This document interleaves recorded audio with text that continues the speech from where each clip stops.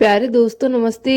आइए हम सुनते हैं सावन स्पेशल भोलेनाथ और माता पार्वती की एक पौराणिक कथा। तो आइए कहानी की शुरुआत करते हैं। सावन का महीना प्रारंभ हो चुका था। माता पार्वती भगवान शंकर से कुछ दिनों से झूला झूलने के लिए कह रही थी, पर शिव जी अपनी तपस्या में लीन थे, इसलिए शिव जी ने उनकी बातों पर ध्यान नहीं दिया।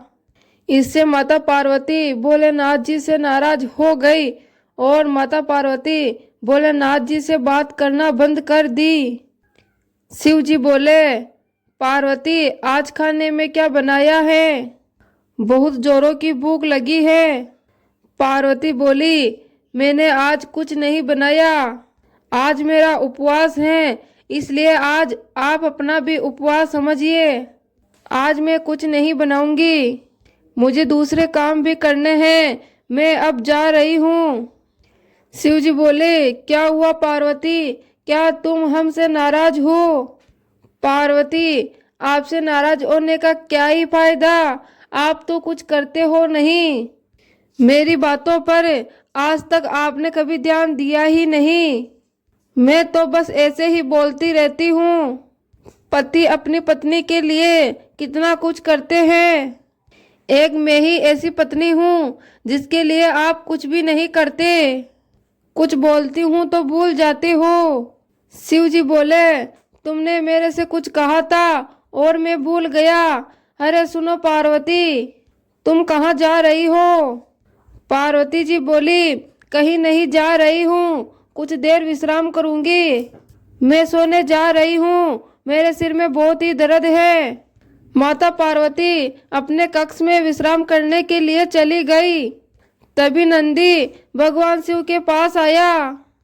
प्रभु, माता आपकी कितनी चिंता करती है, हमेशा आपका ख्याल रखती है, आपकी हर इच्छा को पूरा करती है, पर मैं कुछ दिनों से देख रहा हूँ माता, शायद माता की नाराजगी इसी के कारण है कि आपने उनके लिए सावन में सावन का झूला नहीं बनाया।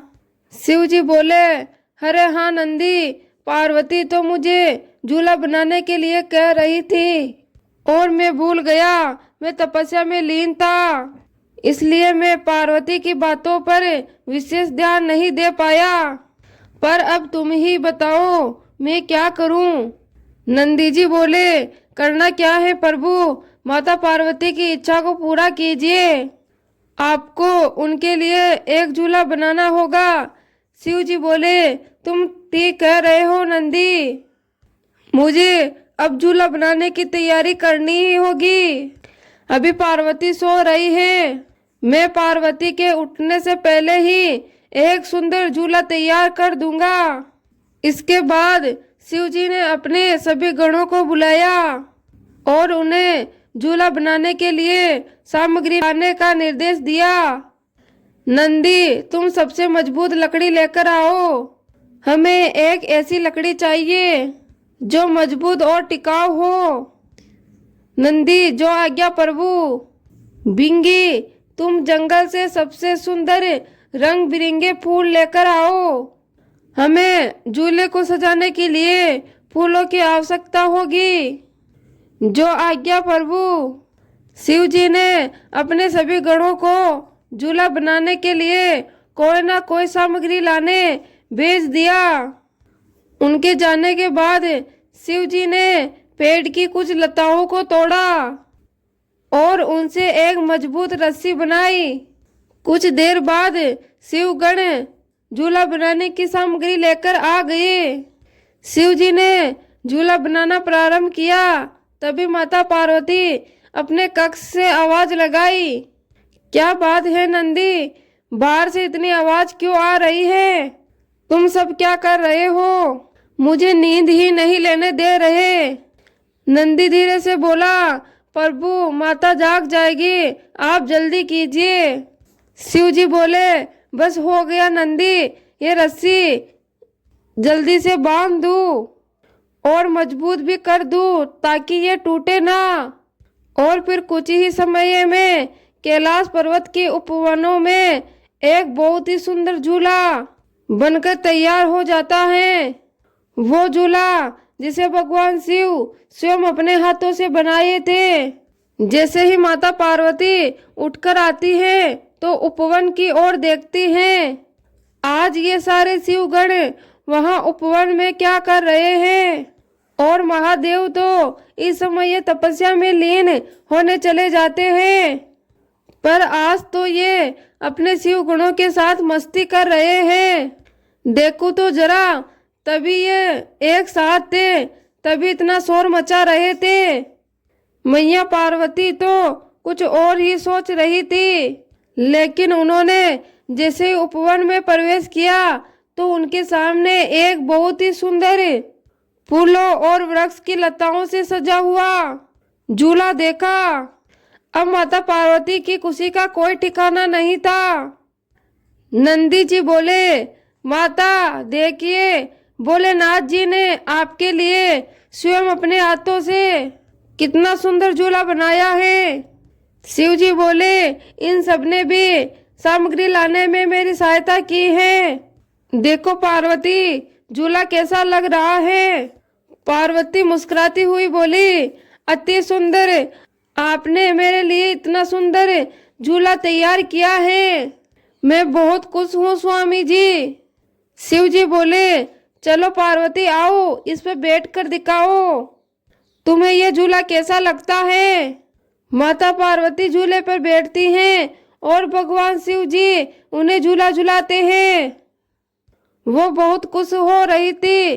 सभी दूसरे शिवगण अपने अपने कामों के लिए चले गए और कुछ समय झूला झूलने के बाद भगवान शिव और माता पार्वती अपने दूसरे कामों में लग जाते हैं।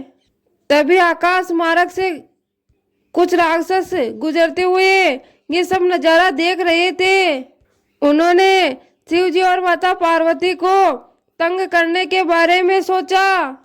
राक्षस की प्रवृत्ति ऐसी ही होती है, वो ना तो खुश रहते हैं और ना ही दूसरे को खुश रहने देते हैं। एक दैत्य दूसरे दैत्य से बोला, अरे देखो देखो, शिव जी ने अपने उपवन में एक इंद्र सुंदर झूला बनाया है। हमारे होते हुए ये झूला यहाँ पर टिक नहीं सकता। यह बात सुनकर दूसरा दैत्य बोला, तो चलो फिर हम इस झूले को तोड़ देते हैं। जब इस झूले पर माता पार्वती और भोलेनाथ झूला झूलने के लिए बैठेंगे तो ये झूला टूटकर जमीन पर गिर जाएगा और बहुत मजा आएगा। तो चलो फिर यही समय ये है, झूले की रस्सी को थोड़ा थोड़ा किनारों से तोड़ देते हैं।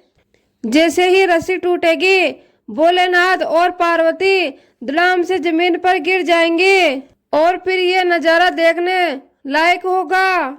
हाँ, जब ये झूला टूटकर जमीन पर गिरेगा तो माता पार्वती शिव जी पर गुस्सा हो जाएगी और फिर इन दोनों में आपस में बहुत युद्ध होगा और फिर हम इस युद्ध का खूब आनंद लेंगे। अंधेरा हो चुका था।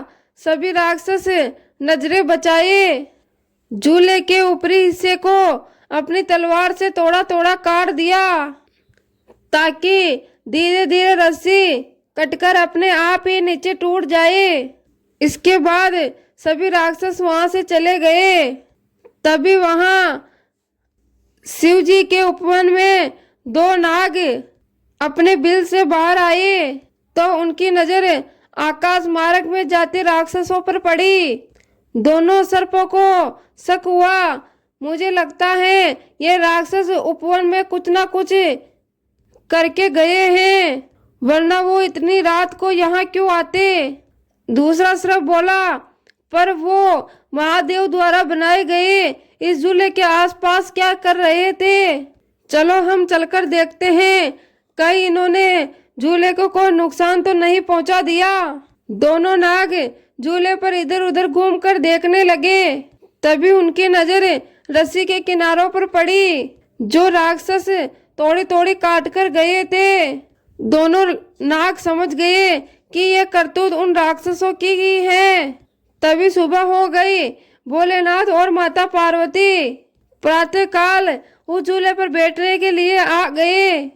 दोनों नागों को कुछ नहीं सूझा तो वो कटे हुए रस्सी के दोनों ही लिपट गए ताकि रस्सी नीचे ना गिरे। माता पार्वती और भोलेनाथ झूला झूलने लगे। अचानक झूला झूलते समय ये माता पार्वती की नजर झूले के ऊपरी किनारों पर जाती है तो वो हैरान रह जाती हैं कि वहां पर दोनों नाग लिपटे हुए क्यों हैं। पार्वती बोली, स्वामी जी, आपके ये दोनों नाग रस्सी के ऊपर लिपटे क्यों हैं? अगर हमने ज्यादा देर इस झूले को हिलाया तो ये धरती पर गिर जाएंगे और फिर इन दोनों को गहरी चोट आएगी। आप इन्हें मना कीजिए कि ये दोनों नीचे उतर आए। शिव जी बोले, हाँ मैं अभी बोलता हूँ। देवदत्त, शंखपाल, तुम दोनों यहाँ रस्सी से क्यों लिपटे हुए हो? चलो झूले से नीचे उतरो, नहीं तो तुम्हें चोट आ जाएगी। अरे मेरी बात को सुन क्यों नहीं रहे? क्या कारण है जो आज तुम मेरी आज्ञा का पालन नहीं कर रहे? क्या कारण है जो आज तुम ऐसा कर रहे हो? देखो, मैं तुम दोनों को कुछ नहीं कहूँगा, पर मैं तुम पर बिल्कुल भी क्रोधित नहीं हूँ। आओ, आराम से नीचे आओ। दोनों नाग शिव जी की बात नहीं मानते तो शिव जी खुद ही उन्हें हटाने लगते हैं। तभी शिव जी की नजर कटी हुई रस्सियों पर जाती है और वे पूरी बात समझ जाते हैं। पार्वती बोली, स्वामी जी, इसी कारण आपके ये दोनों नाग रस्सियों से लिपटे हुए थे ताकि झूला नीचे गिरे नहीं। शिव जी बोले, तुम ठीक कह रही हो पार्वती, लेकिन ये सब किसने किया? ये रस्सियां तो लग रहा है कि तलवार से काटी गई है। रुको, जिसने भी ये किया है मैं उन्हें सबक सिखाता हूँ। मेरे सामने आओ, जिसने भी ये करतूत की है वो मेरे क्रोध की अग्नि में जलकर भस्म हो जाएगा। कौन है जिसने ऐसा घोर अपराध किया है? भगवान शिव के क्रोध को देखकर राक्षस डर जाते हैं। वे सब तो चुपकर झूले के गिरने की प्रतीक्षा कर रहे थे। सभी राक्षस साय प्रणाम करते हुए माता पार्वती और शिव जी से क्षमा मांगते हैं। हमें क्षमा कर दीजिए प्रभु, हमसे भूल हो गई, हम अब कभी ऐसा नहीं करेंगे। भगवान शिव तो भोलेनाथ है, जब भी उनसे क्षमा की कोई प्रार्थना करता है तो वे उन्हें क्षमा कर देते हैं। इसके बाद राक्षस वहां से चले जाते हैं। भगवान शिव अपने चमत्कार से झूले की रस्सियों को वापस दोबारा जोड़ देते हैं और दोनों नाग इसने से भोलेनाथ जी के लिपट जाते हैं और भगवान शिव भी उन्हें खूब इसने देते हैं, क्योंकि आज उन दोनों नागों ने अपना सेवा का धर्म निभाया था। इसके बाद श्रावण मास में रोजाना ही माता पार्वती और शिव जी उस झूले का खूब आनंद लेते हैं और माता पार्वती के चेहरे पर इतनी खुशियां देखकर भोलेनाथ भी बहुत प्रसन्न रहते हैं।